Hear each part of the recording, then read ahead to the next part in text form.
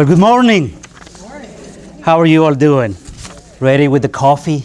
I love coffee, I will tell you that. You know, it's great to be back in Fountain County. Thank you, Bernadette, for that kind introduction and for your leadership. Thank you. You know, I want to start off by recognizing and thanking our host counties. Warren County Clerk Deb, I don't know where's Deb, but Deb, good to see you again. Fountain County Clerk Patty Smith, and of course Montgomery County Sondra Sixberry. So thank you all for hosting us this morning. You know, I'm no stranger to the Beef House. Great place to eat here. So I'm so glad you guys hosted this conference here. Also, I want to say thank you to all of you. Thank you for the work you do. You know, since taking office, I made a priority to visit every single community in all 92 counties. And I am proud to tell you that I know every corner of our state like the back of my hand. I visited all 92 counties this year within 3 months, and I continue to do that. Along the way, I met with mayors, election administrators, business leaders, sheriffs, prosecutors, schools, civic organizations, and so forth. And in every stop that I made sure I bring up elections, because elections impact us all. At every single meeting that I have, there is always discussions about elections. Together, we made real progress in strengthening Indiana's elections. Let me highlight a few of our accomplishments. First, stronger voter ID laws. Thanks to House Enroll Act 1334, Indiana now requires photo ID for mail-in ballots. This was my first legislative priority. Despite early concerns, we now held 3 elections under this law with no problems. In fact, Indiana is leading the national conversation, and I am leading the charge on requiring photo ID for all 50 states. Voter list maintenance. Through House Bill 1264, we're enhancing how we maintain accurate voter rolls. By working with a vendor that uses commercially available data, we expect to both improve accuracy and save money to taxpayers. A clean voter file is one of the best safeguards for election integrity. Proof of citizenship. My biggest accomplishment so far since I have taken office. We successfully pushed for legislation requiring proof of U.S. citizenship when registered to vote. I believe only U.S. citizens should be able to vote in Indiana and America, period. And those are common sense laws, and I am proud to be leading the charge on this issue.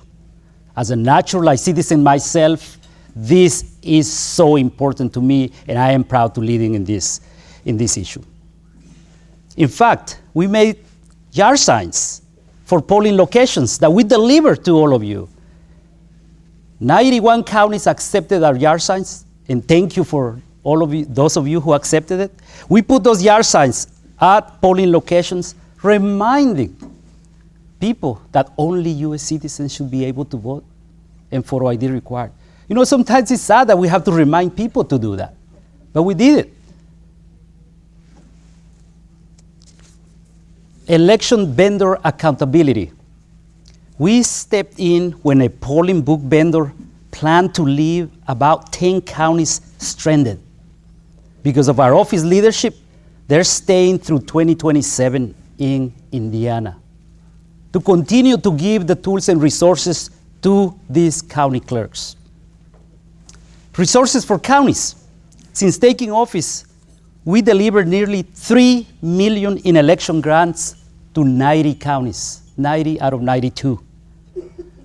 This money went directly where it is more needed, at the local level, into your counties. Election worker safety.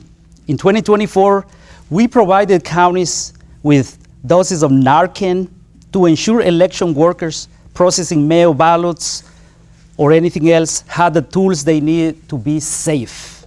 As you can see, under the Morales administration, we've been providing you with the tools and resources. Since day one, I said I will give you the tools and resources, and I am proud to tell you that I have delivered.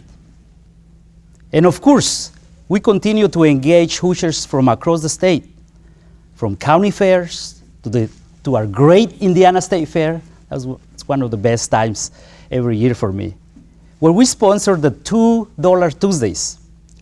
We have booths set up every day, and our office continues to register as many eligible Hoosiers to vote. I am also proud to share this morning with all of you that Indiana is now ranked at number 7 in the nation for election integrity according to the Heritage Foundation, as we have never been in the top 10. While interviewing for this job, I said, if I become your Secretary of State, I am going to put Indiana in the top 10. I am proud to tell you that we're number 7, so I can say, promises made, promises kept. Promises made, promises kept. You know, recently I returned from my 3rd visit in the White House. I was there sharing how Indiana is leading the way when it comes to elections. I am proud to report that I'm working very closely with President Trump and his administration. And President Trump is giving the Hoosier State a seat at the table when it comes to election integrity. But looking ahead, we are going to continue to hold election study public meetings. Yesterday, we held our 2nd meeting in Indianapolis, mandated by House Enroll Act 1633. Will give Hoosiers the chance to weigh in 2 big questions.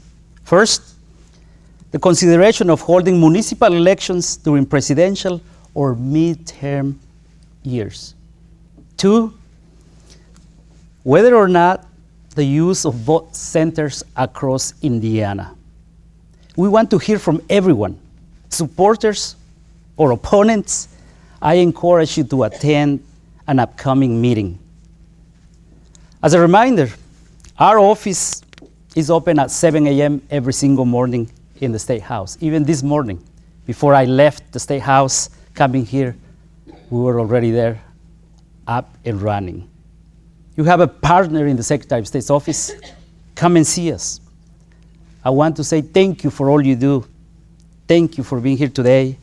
And you can reach out to me anytime. All of you know that. All of you have my cell phone. Reach out to me anytime. We're here for you. I am proud to say that I have delivered on giving you the tools and resources to you. Thank you, and God bless you.